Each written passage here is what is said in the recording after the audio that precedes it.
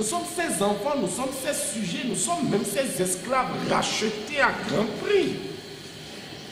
Tout ça, des fondements bibliques. Hein? Et lui se met au-dessus de ça et il dit, vous êtes mes amis, et il dit, vous êtes mes frères. Voyons à quel point ce nom est puissant. En Marc 21, 18, c'est un arbre qui lui obéit instantanément à la parole. Matthieu 21, 18. Marchons. Le matin, oui. retournant à la ville, il eut faim. Ah, Jésus-Christ eut faim. Si Jésus a faim, c'est que tu peux avoir faim. Il faut qu'on se calme un peu. Et il y a des gens qui pensent que ça dit que c'est les extraterrestres. Ils ne peuvent jamais avoir de problème. Ce verset-là seul prouve que si Jésus-Christ, qui est de condition divine, a eu faim, toi-même tu peux avoir faim. Ne serait-ce que quelques secondes. Tu peux manquer d'argent. Quelques secondes. Tu peux ne pas avoir d'enfant. Quelques années. Tu peux ne pas avoir de travail. Une petite période. Il est clair que ça ne durera pas. Mais ça peut arriver. Alléluia. Alléluia. Jésus-Christ eut faim. Voyant un figuier sur le chemin, Il vit un arbre, un figuier sur son chemin.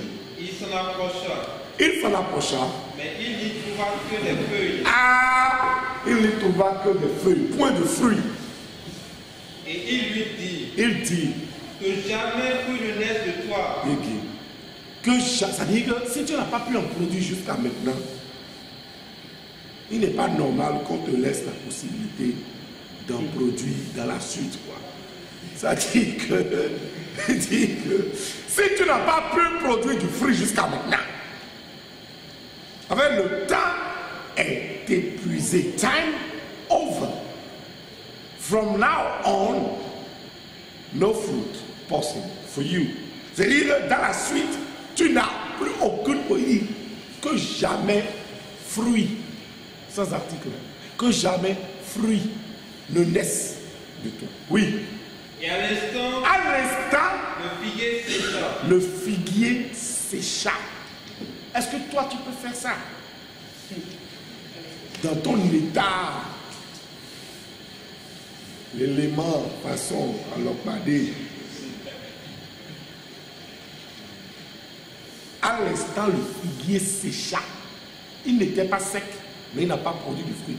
Il est vrai que la révélation de ce passage va au-delà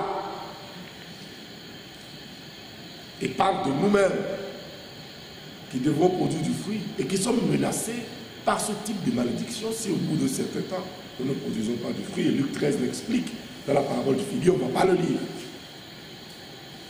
Mais c'est d'abord quelque chose qui s'est passé dans le plan physique. Même si après ça a une répercussion en termes d'analyse dans la révélation du Seigneur. Mais c'est d'abord un événement physique. Et John, ça s'est passé. Les arbres lui obéissaient. Alléluia. Lisons Marc 3, le verset 11. Les esprits impurs, Les esprits impurs, quand ils le voyaient, oui, se prosternaient devant lui. ah, ils se prosternaient devant lui, oui, Et s'écriaient, ils s'écriaient, tu es le Fils de Dieu. tu es le Fils de Dieu. Mais il leur recommandait très sévèrement Il leur recommandait avec force de ne pas le faire. de ne pas le faire. Il monta ensuite sur la montagne. Luc 4, le verset 41.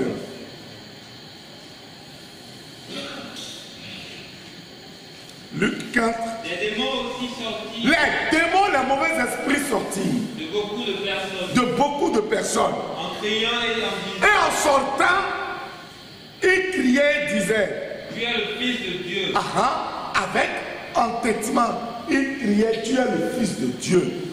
Démons, hein? Oui. Mais il les menaçait. Jésus disait, hey, tu dois te dire quoi? Il ne leur permettait pas de parler. Car parce qu'il savait qu'il était le Christ. Les démons savaient qu'il était le Christ. Les démons savaient qu'il était loin de l'éternel. Les démons savaient que c'est celui-là qui a été missionné pour les détrôner, pour les dépouiller.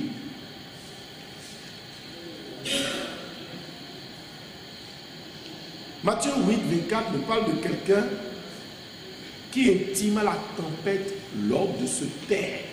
Et Voici. Il s'éleva sur la mer. Il s'éleva sur la mer. Une si grande tempête. Une grande tempête.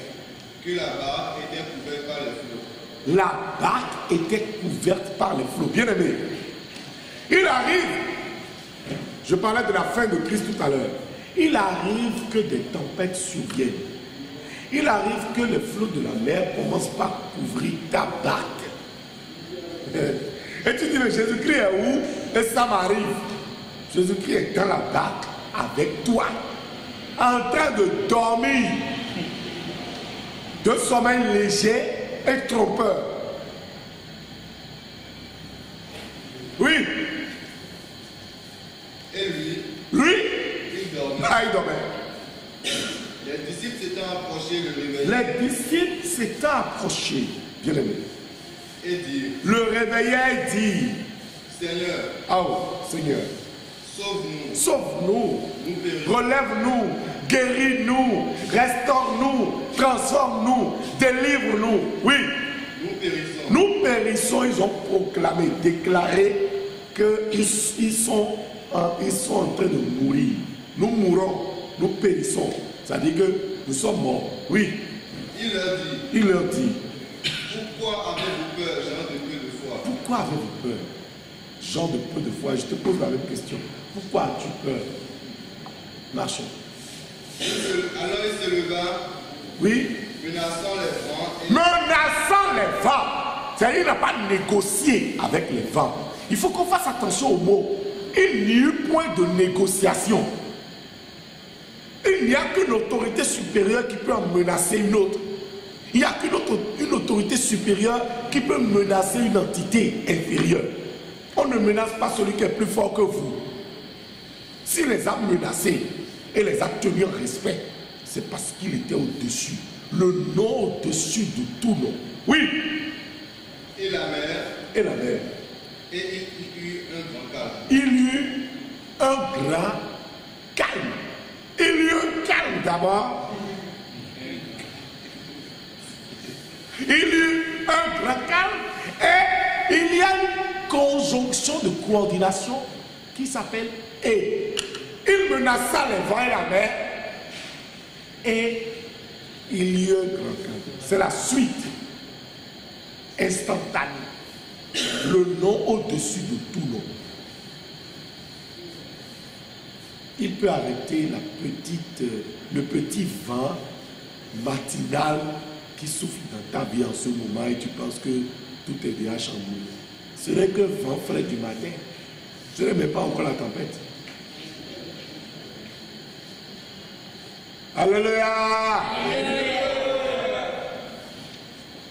Bien aimé, est-ce que tu sais que tout problème que tu as a un nom? Est-ce que tu sais que toute difficulté que tu peux rencontrer a un nom? Est-ce que tu sais que tout obstacle qu'on peut t'imposer a un nom? Vous n'avez pas compris. Je donne un exemple simple. Une femme dont les entrailles n'arrivent pas humainement à produire d'enfants. Ça a un nom. Comment on l'appelle ça? Ça a un nom. Quand la Bible dit le nom au-dessus de tout nom, ce n'est pas seulement nom de personne. C'est nom de choses, nom d'animaux, nom de problèmes, nom de... Oui, au-dessus de tout nom, toute chose a un nom. Vous n'avez pas compris. Bien aimé, celui qui a appris un métier et qui n'a pas trouvé un emploi, qui a la maison, ça n'a pas un nom. Son problème n'a pas un nom. Comment ça s'appelle? C'est un au chômage. Et Jésus-Christ le nom au-dessus de tout nom, y compris le nom qui nomme l'incapacité, qui nomme l'absence d'un emploi, l'absence temporaire.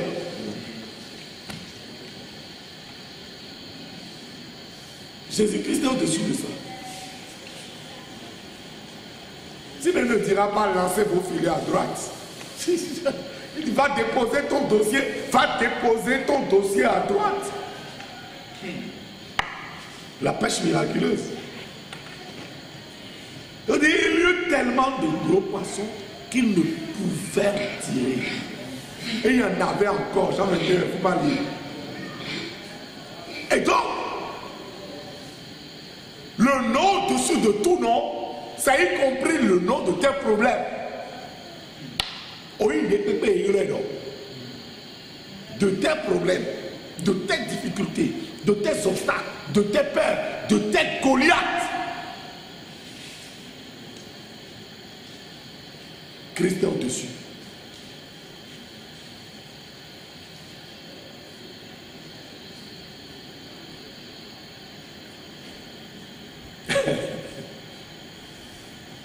Alléluia. Est-ce que tu connais un problème qui n'a pas de nom?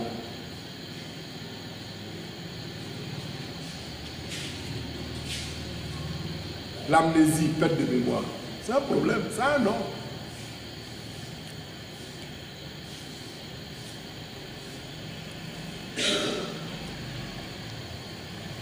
Je n'arrive plus à dormir la nuit. C'est un nom. L'insomnie, vous voyez, vous trouvez les noms.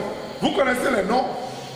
Mais vous ne connaissez pas le nom au-dessus de tout nom. Est-ce que ce sont les petits noms qui nous importent ou est-ce que c'est le grand nom qui est important? C'est lui qui ouvre toutes les portes. Quel que soit le problème que tu as, ça a un nom. Et la Bible dit que le nom de Jésus-Christ est au-dessus de tout nom. Pas seulement de personnes, pas seulement d'anges, pas seulement de domination, pas seulement de principauté, mais aussi de problèmes. Et en vérité, dans le monde spirituel, il y a des entités qui commandent certains problèmes. Je peux me parenthèse. La débauche, l'impudicité, le désordre sexuel, il y a un démon qui s'en occupe. Et donc les deux sont liés. C'est-à-dire le nom du problème est lié au nom de l'entité qui gère ça. Nous ne sommes pas en démonologie, on ne va pas entrer dans ces détails.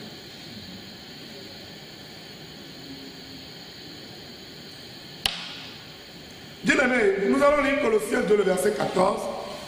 Et tu verras que quelque chose s'est passé à ce niveau-là. Et que le nom au-dessus de tout nom a dominé même la mort, a dominé la puissance de la mort, a dominé la plus élevée des peurs de l'homme. Mourir. Il a effacé là-dedans les ordonnances condamnées qui subsistaient contre nous. Il a effacé l'acte juridique dont les ordonnances nous condamnaient. Depuis longtemps, il les a effacés. Oui. Et qui subsistait contre nous depuis des millénaires, en réalité, depuis le jardin de l'Éden.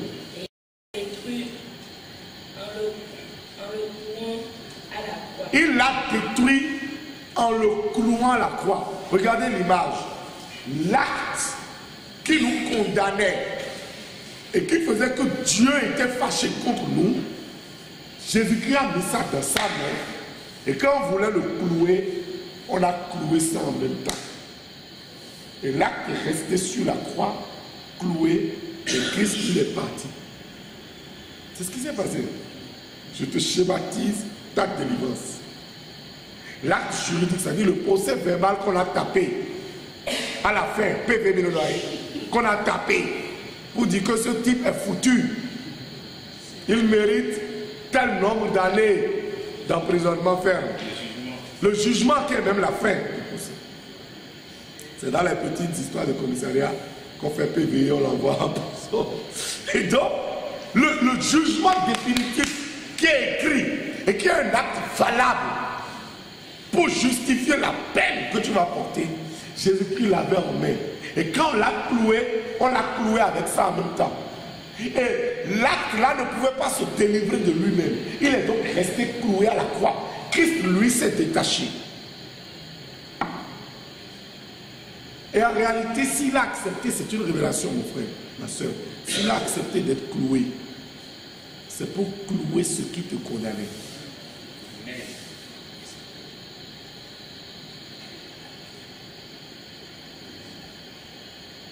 Voilà la force et la profondeur du sacrifice de Jésus-Christ. S'il a accepté d'être crucifié, s'il a accepté d'être cloué à la croix, c'est parce qu'il savait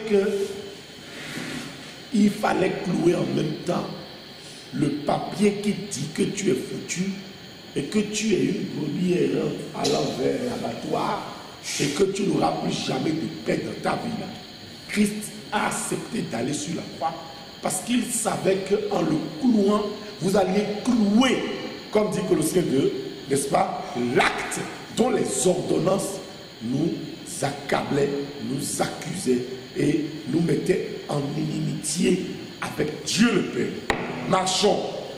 Il a dépouillé les dominations et les autorités. Et ce jour-là, que j'aime bien appeler un vendredi, même si les gens n'aiment pas, parce que moi je suis né un vendredi, donc je crois intimement que, quelles que soient les recherches qui vont venir après, personne ne pourra me convaincre que Christ n'est pas mort un vendredi, juste parce que je suis né un vendredi. Bien aimé, il les a donc un vendredi, c'est ma foi intime, dépouillés et mais oui. Et les a livrés publiquement en spectacle. La mort a été livrée en spectacle. La honte, l'humiliation ont été livrées en spectacle parce que la gloire a succédé à ça. La vie a succédé à la mort. Et Satan, qui savait que, vous avez vu quand il est venu vers Job, quand il a le courage d'aller dans les cieux, de dire que, bon, voilà, écoutez, bon, Job là, pourquoi il a ce courage? Parce que l'acte, le jugement dont nous parlons, existait encore. Le voile existait encore. Marchons. Il les a livrés publiquement en spectacle, en triomphant d'elle par la croix. Il y a donc eu un triomphe. Jésus-Christ s'est mis encore au-dessus. Le nom au-dessus de tout nom. Dans la dernière partie de cet enseignement, je voudrais qu'on analyse un peu les implications possibles de cette nouvelle compréhension que nous avons du nom qui est au-dessus de tout nom. Première implication, c'est le parjure. Naoudé, Jésus même c'est que, même si Jésus fait, si Jésus-Christ, même c'est que Jésus-Christ, parce que tu ne sais pas qui c'est. Tu ne sais pas de quoi on parle. Tu ne sais pas de qui tu parles. Le nom au-dessus de tout nom, qui est ta seule chance pour te délivrer de ce monde pervers. Et Jésus il a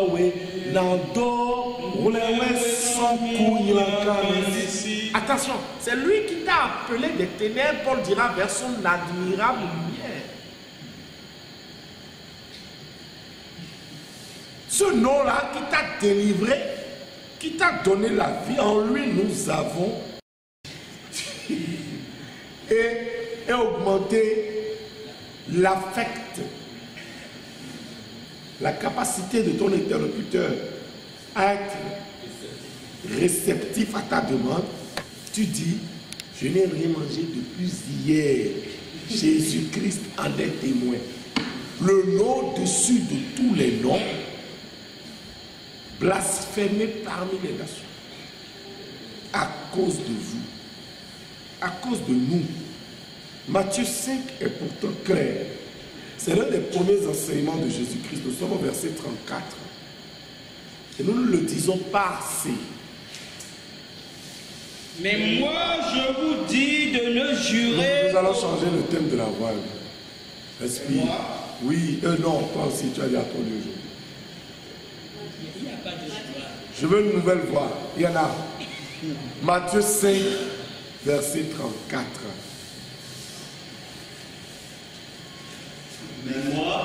Mais moi, je vous dis de ne jurer aucunement. Je vous dis de ne jurer aucunement. Ni par le ciel. Ni par le ciel. Et il explique. Parce que c'est le trône de Dieu. Je vous jurez par le ciel. Vous croyez que le ciel c'est le lopin de terre de votre copain? Vous pensez que c'est la parcelle que votre camarade d'enfance a acheté à Glodjibé? Ou bien vous pensez que c'est l'un des terrains que votre père vous a légué à Révi? Le ciel, c'est le trône et la demeure de Dieu. Vous ne pouvez pas jurer par le ciel. Marchons. Ni par la terre. Ni par la terre. Parce que c'est son marche-pied. C'est là où lui marche. Oui, il pose ses pieds. Ni par Jérusalem. Ni par Jérusalem. Parce que c'est la ville du grand roi. Parce que c'est la ville du grand roi. Vous savez qui c'est le grand roi? Bien, marchons. Ne jure pas non plus par ta tête. Bon, Christ est un pédagogue de calibre, de classe exceptionnelle. Il commence par les choses au-dessus de votre portée. Il dit le ciel, c'est pas ton truc. Lâche. La terre, c'est pas ton affaire. Marche. Lâche. Jérusalem, ou bien Imécor, c'est la ville du grand roi. Je pèse le mot. Bon. Maintenant, tu pourrais te dire, il anticipe sur les objections possibles. C'est le secret de l'oratoire. Il anticipe sur les objections possibles de son interlocuteur.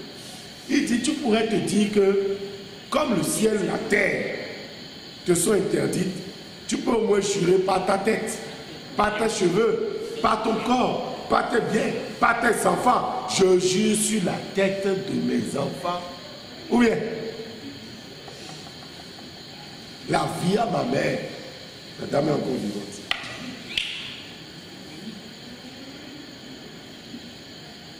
Et Christ dit que même ça, il ne t'en donne pas l'autorisation. Car tu ne peux rendre blanc ou noir un seul cheveu. Est-ce que toi tu peux, en dehors des produits, la cosmétique ayant évolué entre-temps depuis Jésus-Christ, est-ce que de toi-même, sans ajout, sans colorant, sans produit, sans action extérieure, tu peux rendre blanc ou noir un seul cheveu de ta tête? Non. Tu n'as aucun pouvoir sur toi-même. Oui. Que votre parole soit oui. Bon, je vais ajouter à tout ce qu'il a cité là. Ne jure ni par le ciel, ni par la terre, ni par Jérusalem, ni par toi-même, par tes cheveux, par ta tête, ni par tes enfants parce qu'ils ne t'appartiennent pas, ni par ton épouse parce qu'elle ne t'appartient pas, ni par ta mère ou ton père parce qu'ils ne t'appartiennent pas, encore moins par Jésus-Christ qui est le nom au-dessus de tout nom. Le conseil ultime, verset 37, dit que votre parole soit oui, oui, non, non, ce qu'on y ajoute vient du malin. Bon, cette parole est souvent mal interprétée. Quand on dit que votre oui soit oui, vous savez ce que les gens disent? Vous savez comment on utilise ça? Pour dire soyez ferme. Ou bien, que ton oui soit oui. Il ne faut pas dire oui et venir dire non après. Ou bien, Jésus-Christ n'a pas dit ça. Il a dit, quand tu me dis oui, là, tu peux dire oui sans rien ajouter. Sans dire oui au nom de Jésus. Oui, Jésus-Christ même sait. Est-ce que tu as besoin d'argent? Oui, Christ le sait. Ah non, n'ajoute rien. Dis oui. Et tais-toi. Si le cœur du roi est dans les mains de l'Éternel comme un courant d'eau et qu'il incline partout, il veut Proverbe 21, verset 1, ben c'est que tu n'as besoin de rien ajouter avant que Dieu ne valide cette prière. Les gens jouent tellement et finalement ils n'obtiennent rien. Parce que le gars ne te prend même pas au sérieux. Moi je connais un donateur, si tu viens, tu commences pas à jurer, faire les jurons, les noms d'ange, tout ça, il ne te donnera rien. Il te donne 1000 francs comme zéro. Le problème que tu es venu poser, tu n'auras pas ça. Pourquoi vous jurez? Que votre oui soit oui, que votre non soit simplement non. Et il dit, ce qu'on y ajoute pour jurer là, vient du malin. C'est le malin qui vous pousse dans ça pour vous mettre en rébellion avec Dieu. Donc à partir de maintenant, si tu as l'habitude de dire au nom de Jésus-Christ pour prier, tout va bien. Tout va bien. Mais si tu as l'habitude de dire Jésus-Christ même sait que s'il vient ici, là, je ne vais pas lui pardonner. Ah! C'est pas Jésus-Christ qui va venir, c'est toi qui vas aller là-bas. Il faut qu'on t'explique le process en fait. Non, c'est pas Jésus-Christ qui va venir, toi tu vas partir. Tu vas pardonner, tu vas partir. Et aujourd'hui, les maladies de la civilisation nous apportent des preuves scientifiques que si tu ne pardonnes pas, tu meurs. C'est un problème. Tu es tendu, c'est ce que dit le mot. Et tu pars, fais un infarctus du myocarde et tu fais au revoir à ta famille et à tes éventuelles prochaines conquêtes que tu ne verras pas. Que la paix de Dieu soit avec nous. Amen. Ne soyez pas profanes comme Esau qui vendit son droit d'aînesse pour un plat de lentilles. Hébreux 12. Lisons le verset 15. Veillez. Oui. À ce que nul ne se prive de la grâce de Dieu. S'il vous plaît, maintenant que vous savez la force qui est dans le nom de Jésus-Christ, veillez. Veillez, c'est avoir les yeux ouverts. Veillez, c'est se tenir vigilant à la brèche. Oui. À ce qu'aucune racine d'amertume. Qu'aucune racine d'amertume. Poussant des rejetons. Ne produisent du trouble. Et que plusieurs n'en soient infectés. Et que plusieurs en vous et autour de vous n'en soient infectés. Oui. À ce qu'il n'y ait ni impudique, ni profane. Ni profane. Profane, c'est quelqu'un qui ne connaît pas la valeur des choses saintes. Un profane, c'est quelqu'un qui est étranger à la vie de Dieu. Un impie. Oui. Comme Esaü, le frère de Jacob, qui pour juste un peu de bouffe, il a vendu son droit d'aînesse. C'est un profane.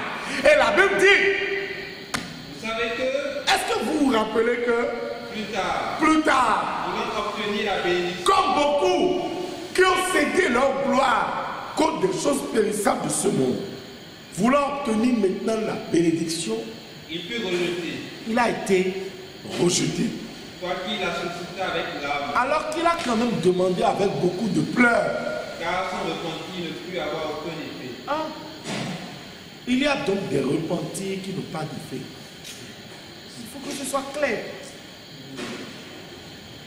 Car son repentir ne put avoir aucun effet. Ne soyons pas profanes. Ce sont les profanes qui utilisent les saints noms sans distinguer, sans discerner quelle en est la portée. Ne soyons pas profanes, soyons spirituels, soyons informés, soyons initiés, soyons sages, soyons prudents. Le nom de Jésus-Christ, 18-10, Proverbe, est une tour forte.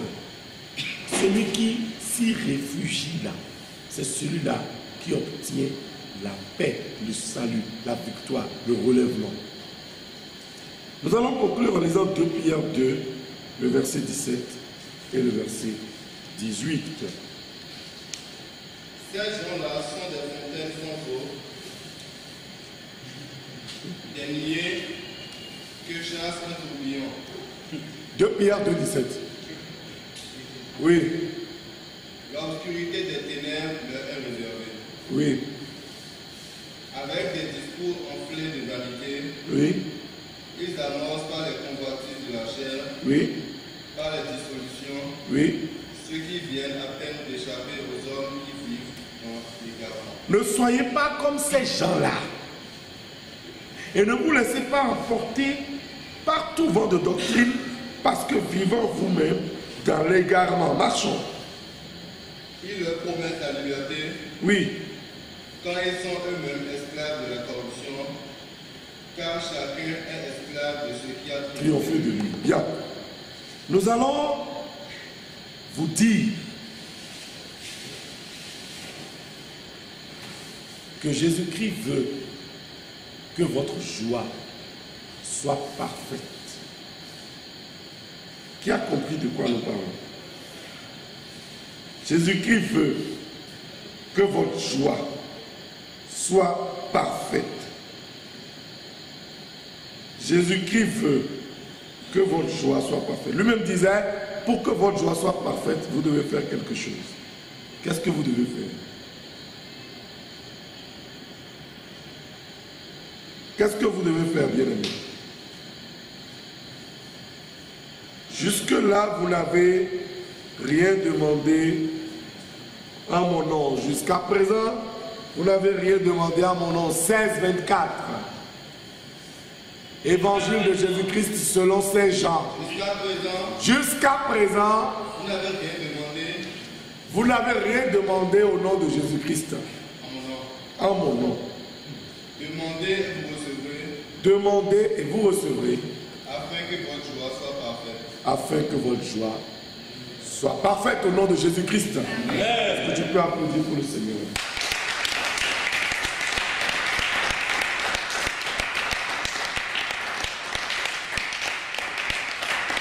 Au nom de Jésus-Christ. Avez-vous des questions, bien-aimés? L'enseignement de ce soir est terminé. Le pain de vie nous a enseigné lui-même. J'en ai foi. J'en ai la foi. Avez-vous des questions, bien-aimés? 5, 4, 3, 2, 1, 0. Frère René. Alléluia. Je vous remercie pour le développement fait. Le soyeur ensemble. Je demande rapidement de Dieu de nous éclairer aussi à votre instant. Amen. Pour que la compréhension soit partagée. Amen.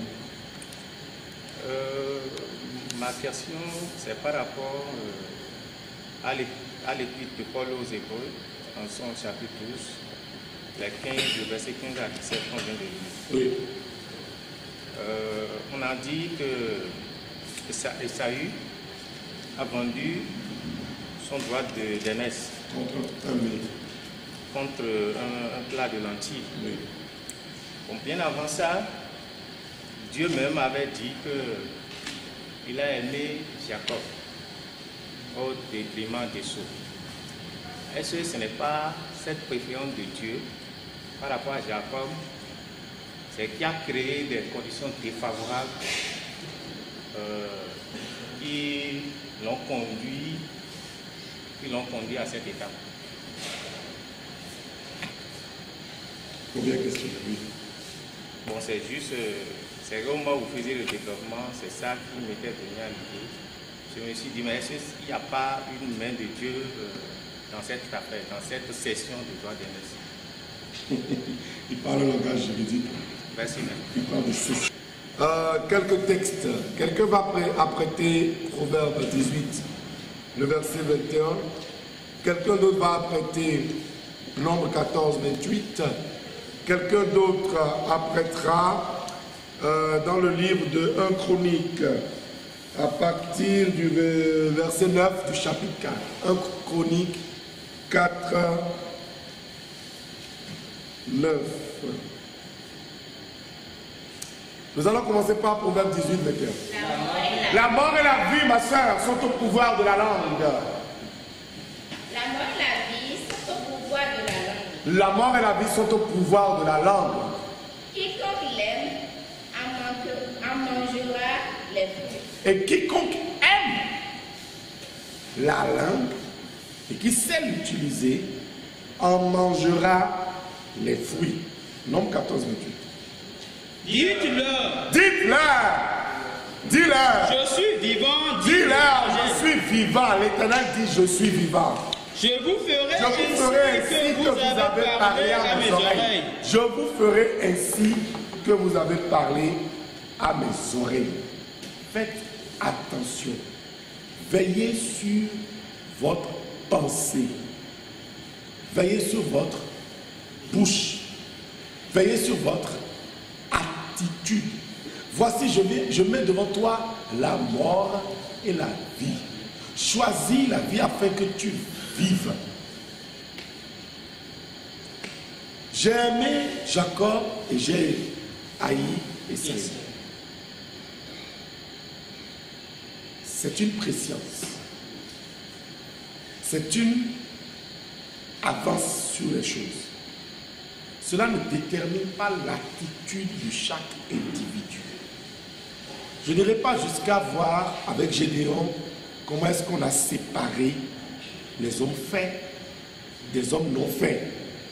Vous vous rappelez l'histoire de l'éché, de ce... Je ne veux pas aller jusque-là, parce que cet exemple est très fort pour montrer que on peut anticiper, mais après chacun peut choisir son camp.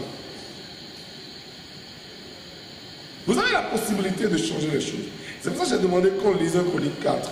J'avais été plus on va doucement, on va doucement. Non, je n'ai pas encore lancé la lecture. Je suis en train de parler encore.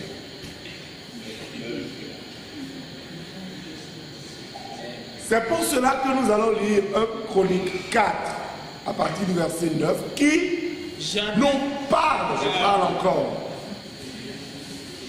Il faut guetter le silence du prédicateur pour lui.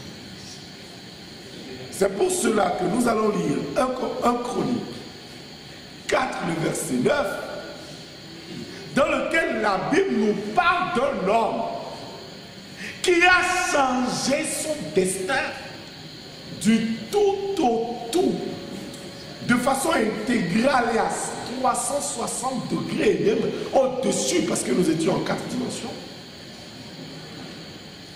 Le cours complet de sa vie marche. Jabet était plus considéré que ses frères. Jabet était plus considéré que ses frères. Sa mère lui donna le nom de Jabet en disant. Et en lui donnant le nom de Jabet, faites attention au nom que vous donnez à vos enfants ou à vos projets. C'est pas... Attendez.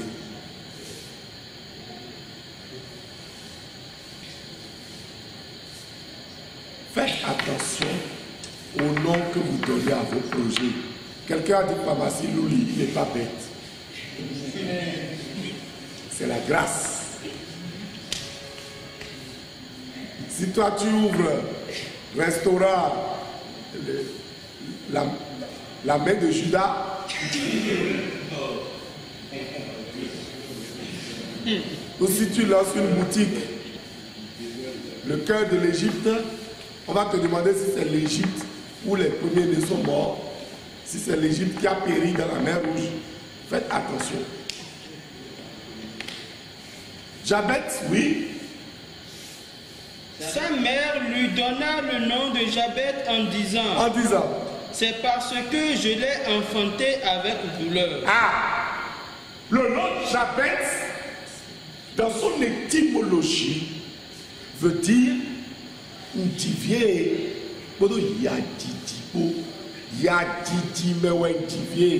je l'ai enfanté dans la douleur. Jabet invoqua le Dieu d'Israël en disant. Mais Jabet aurait pu, comme beaucoup de personnes, rester indolemment étendu dans cette malédiction prénatale, congénitale et fatale, pour dire je suis un enfant de douleur né dans la souffrance, il va rester ainsi. Mais Jacob invoqua, oui, le Dieu d'Israël en disant, si tu me bénis,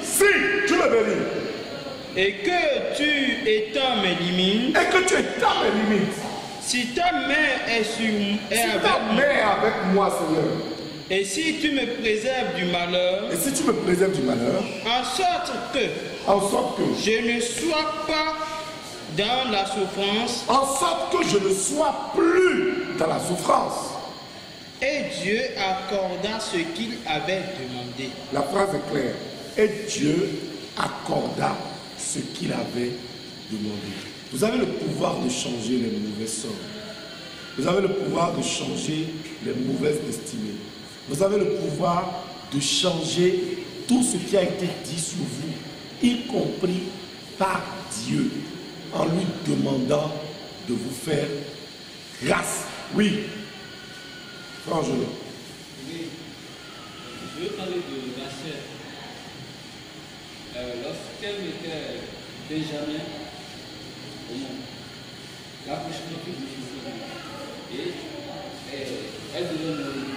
Donc juste avant d'expirer, elle a donné comme nom. On dit dans Genèse 35, verset 18. Dans son dernier souffle, au moment de mourir, elle appela Ben-Oni, c'est-à-dire fils du deuil.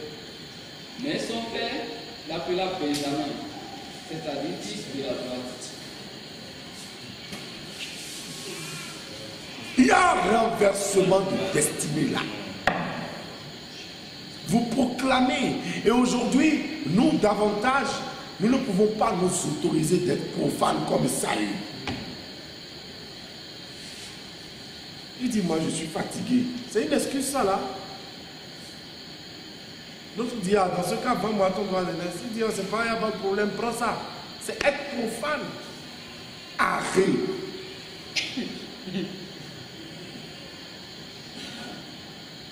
Apprécie, nous allons faire. Alléluia. Nous pouvons changer les choses. Et Dieu nous donne la force de changer les choses. Au nom puissant de Jésus-Christ. Avez-vous une autre question?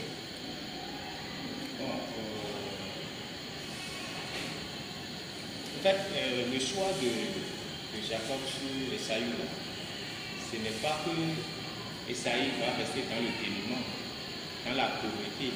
C'est que vous l'avez déjà dit, parce que vous avez dit que c'est une anticipation. C'est Jacob ensuite. Mais la lignée d'Esaü, bon, c'est pratiquement dans tous les développements effectués, c'est les gens qui sont restés dans la méchanceté, ainsi de suite. Donc, en fait, ce choix-là, c'est par rapport à la venue du Christ. Maintenant, pourquoi je dis que ce n'est pas qu'il reste dans le dénuement? Parce que le livre de Genèse, dans son chapitre 33 à la 13. Il ne s'agit pas de dénuement. Il ne s'agit pas de dénuement. Oui, c'est ce que je dis. Ce n'est pas qui va vivre dans le dénuement. Non, ce n'est pas le dénuement, mais la Bible a dit assujetti à ton frère. La Bible a dit beaucoup de choses. Oui. Et Esaü n'a pas, Esaü a méprisé ce que Dieu a fait en lui accordant l'aînesse. Ce que Dieu vous a donné comme position, comme privilège, comme capacité, vous ne le profanez pas, vous ne le cédez pas contre quelque chose qui n'a pas de la valeur. C'est être profane. Ça a été l'erreur d'Esaü. C'est ça que Hébreu explique. Ce n'est pas une affaire de sous. Ce n'est pas une affaire de capacité financière. C'est une affaire de... Parce que justement, Esaü, après, en s'éloignant, est revenu avec des biens et plein de serviteurs. Mais c'est une affaire de privilège. C'est une affaire de position. Et il a vendu ça contre un plat de lentilles, voyez-vous. C'est comme si vous avez un poste de responsabilité dans votre unité de production. Vous êtes nommé directeur général d'une entreprise. Et quelqu'un fait poulet rôti ou je ne sais pas moi, shawarma, et vous dit mangez ça et vous devenez planton. Il y a un truc qui ne va pas. C'est être profane que de faire ça. Et quand vous allez le faire, ceux qui vont l'apprendre diront, est-ce qu'il était en lui-même quand il l'a fait? Et on se demande si Esaü était en lui-même quand il l'a fait. Et c'est ça, être profane. Ce n'est pas une affaire d'argent. C'est ne pas connaître la valeur de ce que Dieu vous a donné. C'est Dieu qui a permis qu'il soit l'aîné. Et Dieu, lui, accorde de la valeur à l'aînesse. Il dit, incline-toi devant les cheveux du vieillard. Il dit, ne déplace pas la bonne ancienne. Ça veut dire, et lui-même, il est l'ancien des jours. Qui s'appelle l'ancien des jours? Ça veut dire que le nombre de jours est important. Et Esaü a négligé, méprisé son droit d'aînesse. Il a été un profane. il n'est pas spirituel. Il n'a pas compris que ce qu'il faisait là pouvait être lourd de conséquences pour lui. Il se disait, c'est pas grave. Il a dit, qu'est-ce que je vais faire avec le grand énergie? Je suis en train de mourir. C'est ce que ça lui a dit. C'est dangereux. Donc, qu'est-ce que je vais faire avec ça? Je suis en train de mourir. C'est être profane. Et après, quand il a loupé la bénédiction de son père, c'est à ce moment-là qu'il se dit, mais attends, qu'est-ce qui s'est passé? C'est trop tard. Son repentir ne plus avoir de vie. Oui, bien aimé. Des apports spirituels. En prenant l'exemple de Jacob, son nom a été transformé en Israël. Je remarque que lors des sorties d'enfants, l'ange donne un nom à l'enfant, les parents complètent. Mais après, certains parents n'utilisent plus le nom de l'ange, mais utilisent le nom qu'eux-mêmes ont donné à l'enfant.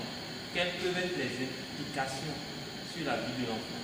Est-ce que cela ne modifierait pas la destinée, en quelque sorte, la trajectoire de la destinée de cet enfant-là? Quelque part. Il faut d'abord qu'on règle les problèmes d'identification de l'ange qui est venu parler dans le temps. Moi, on m'a proposé, il y a des révélations qui m'ont proposé de nommer ma fille Cynthia. Moi, j'ai dit que ça ne rime à rien. J'ai déchiré ce papier. Et elle ne s'appellera jamais comme ça. Ça fait 8 ans.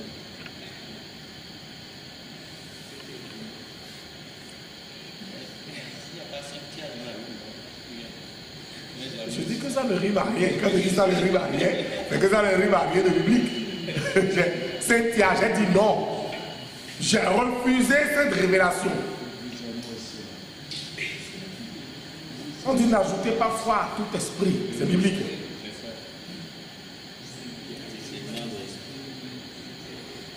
Alléluia.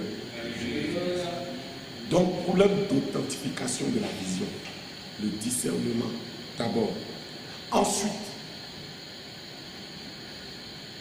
le problème de la connexion des parents avec Dieu. Quand un parent donne un nom, ce n'est pas forcément profane. C'est parfois inspiré. C'est parfois spirituel. C'est même parfois l'ange qui a d'abord parlé, le premier ange qui a parlé. Quand moi j'ai dit Colombe à ma fille aînée, il y a une visionnaire qui a reçu Colombe dans le temple, dimanche avant sa naissance, et qui a prophétisé, cette fille s'appellera Colombe. En pensant au Saint-Esprit. Et elle est née dans la période de Pentecôte. Et moi j'avais déjà pensé Colombe. Donc il peut arriver que le parent soit inspiré en donnant son nom. Il faut évaluer ces paramètres-là avant de juger. Et maintenant il peut arriver que ce soit un nom complètement profane comme Drogba.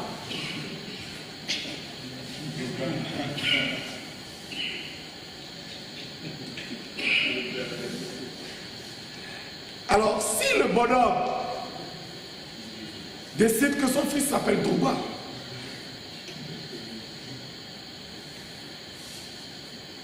et que la révélation dit qu'il s'appellera Jean. Et la Bible dit que parmi les fils d'Édom, que Jean est le plus grand, mais qu'il est le plus petit aux yeux. On en parle d'ici, il est ici d'abord. Et on lui donne Jean. Et toi tu dis non, mon fils s'appellera Drogba. Tu as un problème. Tu es un profane. L'idée de profane est là. La descendance d'Esaü est encore dans nos rangs. Les profanes sont encore là. Voilà le problème. Mais si l'ange lui donne Cynthia, comme ça a été mon cas, et que moi je préfère Séphora, la femme de Moïse, ou Colombe, l'Esprit Saint, dans Matthieu 3, descendu sur l'épaule de Jésus-Christ. Bon. Là, le parent aurait fait un choix qui serait judicieux et spirituel pour l'enfant. Mais dans le cas de Drogba, il aurait fait un choix qui serait contraire à la volonté de Dieu. Et ce n'est pas tous les enfants qu'on appelle Drogba qui deviendront champions de football. Ça peut être tout le contraire. Le bonhomme va être nul partout, il va vouloir jouer au foot et là-bas non plus, il ne sera pas champion. Parce que Drogba, ce n'est qu'un nom de famille. Ce n'est pas tous ceux qui portent ce nom qui sont champions de foot. Bon, salut à nos amis de la Côte d'Ivoire. C'est juste pour rire. Voilà, on aurait pu choisir un autre prénom ou un autre nom. Bref, retenons que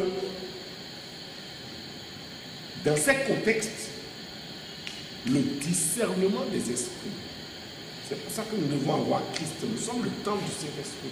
Il faudrait que le Saint-Esprit soit suffisamment présent pour nous permettre de décider.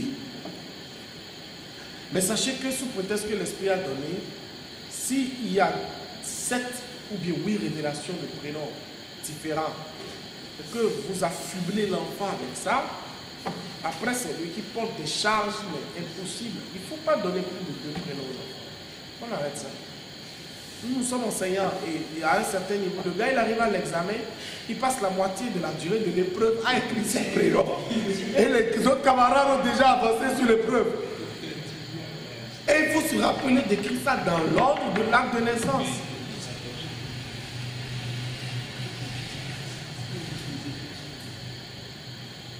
Et après, pour authentifier son nom sur un chèque, il faut faire F.D. A.T. Et il n'y a même plus de place pour écrire tout ça. Et le bonhomme, on dit non, c'est quelqu'un d'autre qui s'appelle comme ça. Parce qu'il faut préciser tous les petits noms là pour savoir que c'est vraiment lui. Comment on peut avoir autant de noms? La génération de Mobutu, Seko, Wazabanga, Utubangu, tout ça, c'est une génération qui est révolue maintenant. Il faut qu'on passe à autre chose. Oui, bien aimé. Si je prends votre cas personnel, Oui. étant donné que votre nom est biblique, Oui. et je suis sûr que vous avez d'autres noms. J'en ai un seul. Un seul. Un autre seul. Qui n'est peut-être pas biblique. Qui n'est pas biblique. Qui est endogène. Je m'appelle Kofi. Supposons que c'est ce nom-là qu'on vous imputait. Au lieu que le nom m'échappe. Mon cas est spécial, je vous l'ai dit. Je suis né un vendredi. Je suis né un jour du Christ. Kofi, ça veut dire garçon en pays fond né un vendredi. C'est christique. C'est fini. Le problème est réglé à ma naissance. C'est réglé. Je suis un garçon né le jour où Christ est mort. Ça, c'est un cas assez exceptionnel. Mais voilà, on ne choisit pas des cas exceptionnels. Donc, je Cas exceptionnel. prends un cas simple. Bon, quelqu'un qui a plusieurs noms. Ogoubé. Et dans ce nom-là, il y a peut-être Moïse dedans. Et comme il a passé pratiquement 30 ans de sa vie, et on l'appelait Ogoubé. Un jour, il s'est rendu compte que c'était le fardeau qu'il portait. Et lui-même, il décide qu'à partir de maintenant, Il fait comme Jabet. on m'appelle Moïse. Un chronique a terminé, il change tout. Donc, cette influence-là, Définitivement évacué. pour ça, converti. Il suffit, et c'est le thème du jour, qu'il fasse ce transfert de nom dans le nom puissant de Jésus-Christ qui a dépouillé toutes les autorités, y compris au goût, qui est une autorité spirituelle, et qui les a livrés en spectacle par la croix. C'est tout. S'il le fait dans ce nom-là, le changement aura été fait. J'avais à l'époque, la Bible dit, invoqua le Dieu d'Israël, parce que c'est ce qu'ils avaient. Aujourd'hui, vous avez Jésus-Christ qui est le nom excellent au-dessus de tout le monde. S'il fait ce transfert, le problème est résolu le même jour, à l'instant même. Et sa nouvelle vie prend effet par la foi. Le juste vivra par la foi. La paix de Dieu soit avec vous. Je voudrais prier avec vous ce soir pour que le nom de Jésus-Christ fasse des miracles dans vos vies. Que le nom de Jésus-Christ vous guérisse.